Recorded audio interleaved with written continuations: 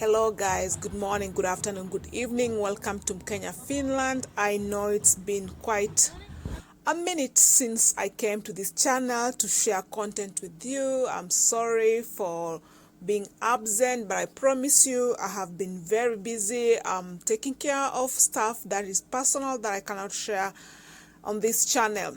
So anyway, today I'm gonna tell you some of the crazy things that I've heard or seen people do in order to get a Finnish visa for the purpose of residence, permanent, or just to extend their stay here in Finland as immigrants. So there's a time I came across this friend who was sharing about one of his mates. Yeah. So the story starts this way. So that there are these guys who came to study in Finland from Africa, two guys like friends, and during their study, one of them just became lazy, not going to school. And in Finland, there's a law that if you came as a student and you need to go, you get a visa for 1 year at a time. If you want to go and renew your visa, you need to go and show your study credits.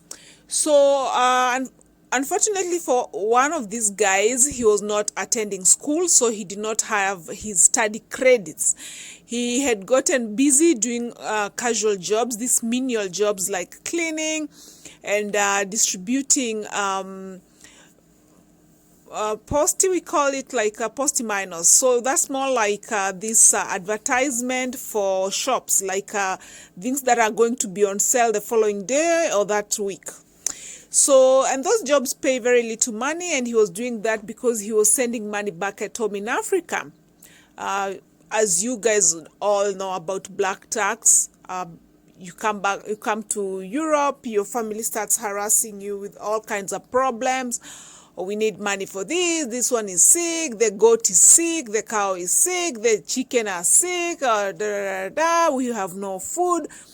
So when you come from a family which does not really understand the hassles of being an international student here in Europe, and they think now that you're in Europe, you're supposed to be sending a lot of money, it can be so much pressure. And that's what happened, unfortunately, for this guy we're going to call Jerry. So Jerry stopped going to school. He defaulted without actually telling the school, because in Finland also you have a right to default for 2 terms during your study time, but he defaulted without informing the school, so he was not pardoned to be away. Usually when you're pardoned to be away, you can always negotiate with the immigration office, but you need to have a very good reason for you to be pardoned to be away as an immigrant student.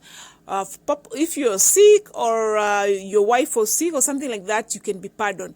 Anyway, none of that happened for this guy, so he just did not go to school. He had no study credits. He did not have a permanent job contract, which would allow him then to change his status from temporary temporary residence visa into a permanent residence visa. Because when you have a work permit, when you have a permanent job with more than 32 hours, you can go and get permanent.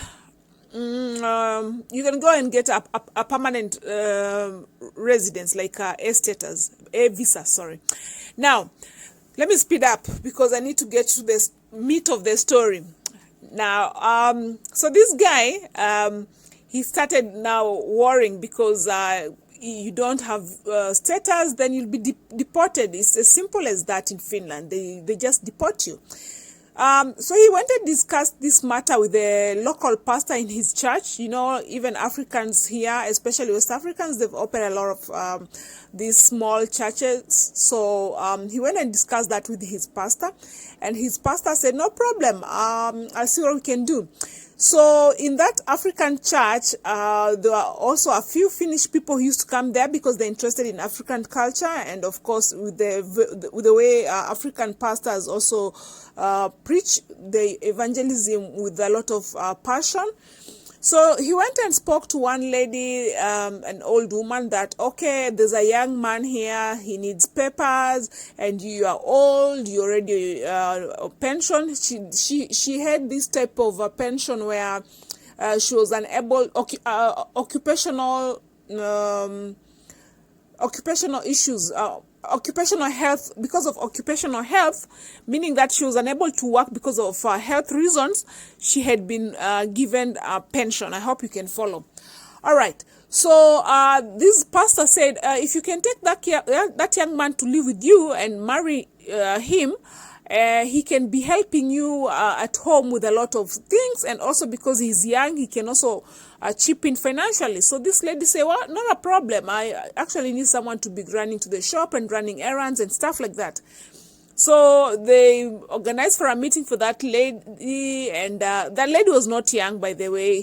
She was around in her late 50s. The young man, of course, 32 years old.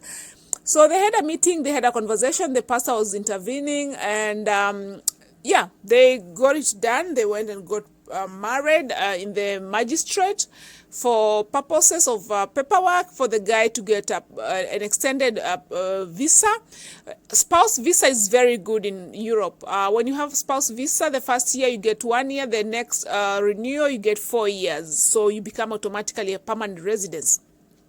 So that's what they did, and the lady was even kind enough. She went and asked from some of her old contacts if they could give the guy a job. So the guy got a job, but then there was a twist. So the lady said, you will use my account to channel the money. The company belonged to a friend of that lady. So this guy used to go and work 8 hours, 10 hours in a cleaning job, and then the money would be paid into the account of this lady who was living with the man. The lady was gracious enough to give the man accommodation. Of course, they were living together. The man used to do all the work in the house as per the agreement, and then when the money came, the lady would pay rent, buy food, and that's it. The guy would be left without no pocket money. So that's how they lived for the first 1 year successfully, and then it was time to go and renew the next visa, and she said, yeah, he's my husband, da da da da, and got renewed. Now, one thing I did not mention is that the lady also has pension money. She has her own money. Even without the guy, she was just living comfortably. The money was enough to take care of her rent, her food, and everything. So anyway, so they unfortunately had this arrangement that the guy's money also goes to her account. All right, let that sink in. What used to happen also when the lady gets the money after the guy has been paid, she used to use most of the money to buy food and stuff, but also to spoil herself, buy nice, expensive designer bags and stuff like that. All right, so that went on the first year, and then on to the second year. So the second year, of course, they went and got their paperwork renewed, and the guy got an extension, 4 years. And then the guy decided that I've been a slave to this woman for so long, and I'm done, guys.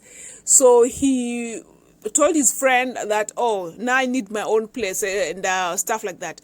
So as soon as he got that paper from his passport stamped 4 years, he went and told the employer, now from today, you're going to be paying salary to my own account.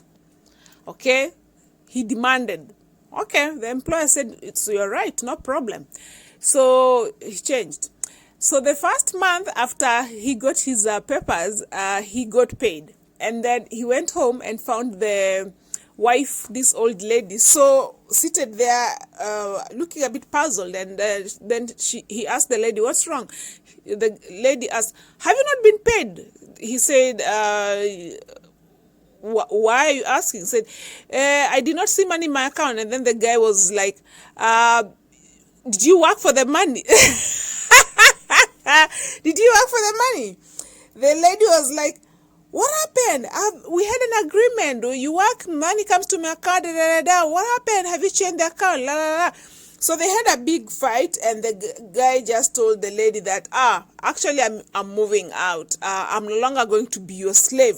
I'm no longer going to be your slave. So the lady was so furious, and she went to complain to the pastor. Unfortunately, the pastor, when he came to intervene, he called the guy and told the guy to go back to the lady because they have an agreement that he's going to stay to help the lady. So this poor man who was threatened that God is going to curse him and make him bring misfortunes his way, he was scared, and he went running back to that old lady. Unfortunately, he got his freedom and went back again to be tortured. And I don't know, but I think he's still there. Yeah. So yeah, he got his freedom. He went back to being used like a donkey. You work so hard, you have your money going back to, you spend all your money on someone. I forgot to mention that it's one day he went to work, he came back home so hungry, he found this lady had ordered for pizza. He sat on the sofa, so this lady had the pizza box on her laps, and she had spread her legs on top of that guy's legs. She ate the entire pizza when this hungry guy was watching her, and she refused to share the pizza with that guy, and she was in control of that guy's money. Can you believe the audacity? Like, Jesus Christ, so people can be so mean and like just rude and savage. So the guy was just there swallowing saliva when this lady was eating her labor. Yeah, some of the crazy things people do for visa.